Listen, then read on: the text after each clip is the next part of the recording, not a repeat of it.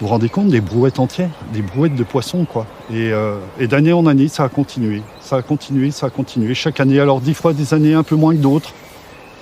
Mais ça continue, ça Et continue. j'imagine ceux qui ne sont pas d'ici, qui se doivent dire à quoi c'était dû cette pollution. Est-ce que vous pouvez nous expliquer pourquoi la Loue, par exemple, est plus polluée? Je sais qu'il y a des raisons multiples, mais est-ce qu'on Ouais, peut c'est ça, commencer? on va dire qu'il y a des raisons multifactorielles.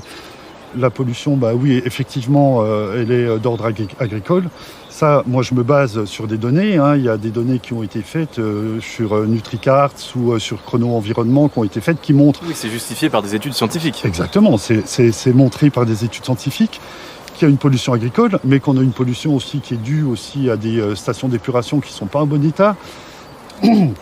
Sur Pontarlier, par exemple, sur Ornans, on a des stations qui sont plus aux normes parce que Pontarlier, on a une population qui s'est multipliée par 3 de par la proximité avec le travail en Suisse. Et on a des installations qui sont obsolètes. Les micropolluants, on en parle aussi, mais ça pourrait être aussi géré par les stations d'épuration. On a tous les problèmes pharmaceutiques, chimiques, les problèmes de la sylviculture, les grumes, les traitements du bois. Donc tout ça, 1 plus 1 plus 1, c'est ce que je vous disais en Qui fin se de compte. retrouvent tous dans la Voilà, rivière. voilà. On cultive, on épand de plus en plus, on a de plus en plus de production de lait et on se retrouve forcément avec des épandages de plus en plus énormes sur la région.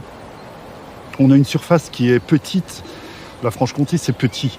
Et ce qui vient s'ajouter, c'est que sur cette terre sur laquelle on habite, on est sur une terre qu'on appelle karstique. Donc c'est une terre calcaire.